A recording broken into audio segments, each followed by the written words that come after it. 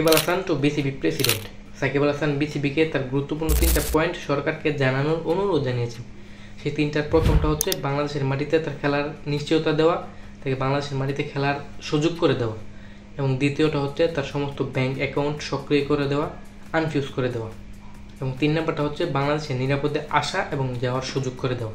যৌক্তিক, তার এই 3টা পয়েন্ট অতি যৌক্তিক, এবং বিসিবির প্রেসিডেন্ট তার এই 3টা পয়েন্টের কোনোটাতেই সবুজ সংকেত এনে দিতে পারেন, এবং তার ওয়েস্ট ইন্ডিজের বিপক্ষে খেলার কথা ছিল ওডিআইতে, এবং সেটাও অনিশ্চিত হয়ে গেছে। ওয়েস্ট ইন্ডিজের বিপক্ষে তার স্কোয়াডে এক প্রকার জোর করে বাদ দেওয়া হয়েছে। মোটামুটি শিওর সাকিব আল হাসান ওয়েস্ট ইন্ডিজের বিপক্ষে ওডিআই সিরিজ খেলতেছে না, এবং তাকে ছাড়াই মোটামুটি স্কোয়াড প্রস্তুত। তার ক্রিকেটের কেরিয়ার 17-18 বছরের, এবং তার রাজনৈতিক কেরিয়ার মাত্র 6 মাসের।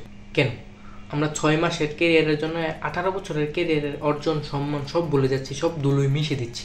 কেন? তাকে আপনি শাস্তি দিন, তার ক্রিকেটটাকে সম্মানের জায়গায় রেখে তাকে শাস্তি দিন। আমরা মানব, আমরা একজন সাকিবিন হিসেবে আমরা অতি গর্বের সাথে মানব যে সে একজন আওয়ামী লীগের সদস্য ছিল, সেই জন্য শাস্তি পাওয়ার যোগ্য। কিন্তু তার ক্রিকেটের সম্মানটা রেখে, যে ক্রিকেটে বাংলাদেশকে তিনি রিপ্রেজেন্ট করছেন, সেই ক্রিকেটের সম্মানটা তাকে ধুলোয় মিশিয়ে দিয়ে তাকে শাস্তি দেবেন, সেটা তো আমরা চাই না। সে একজন বাংলাদেশের নাগরিক, সে বাংলাদেশে আসার ক্ষমতা রাখে, আসার স্বাধীনতা রাখে। সে একজন বাংলাদেশের নাগরিক, সে তার ব্যাংক অ্যাকাউন্ট সক্রিয় করার ক্ষমতা রাখে। তাকে সে ভুল করতে তাকে আপনি জরিমানা করুন, শাস্তি দিন, সেটা মাথা পেতে নেওয়া যায়। কিন্তু তাকে এক প্রকার সুবিধা বঞ্চিত করে শাস্তি দেওয়া, এটা তো যৌক্তিক না, অবশ্যই যৌক্তিক না। তাকে বাংলাদেশে আসার সুযোগ করে দিন। তাকে বাংলাদেশ, যেহেতু তার ক্যারিয়ারের শেষ ম্যাচ তিনি খেলতে যাচ্ছেন, ক্যারিয়ার তার শেষ পর্যায়ে তিনি চলে আসছেন, তাকে বাংলাদেশে এসে তার টেস্ট ক্যারিয়ারের লাস্ট ম্যাচটা খেলার সুযোগ করে দিন।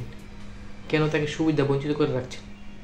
আমি মনে করি তার এই 3টা পয়েন্ট অতি যৌক্তিক, এবং সেটা সে পাওয়ার যোগ্য। এবং আপনারা যারা মনে করেন যে এই 3টা পয়েন্ট যৌক্তিক, তারা অবশ্যই কমেন্ট সেকশনে জানাবেন, এবং থ্যাঙ্কস ফর ওয়াচিং।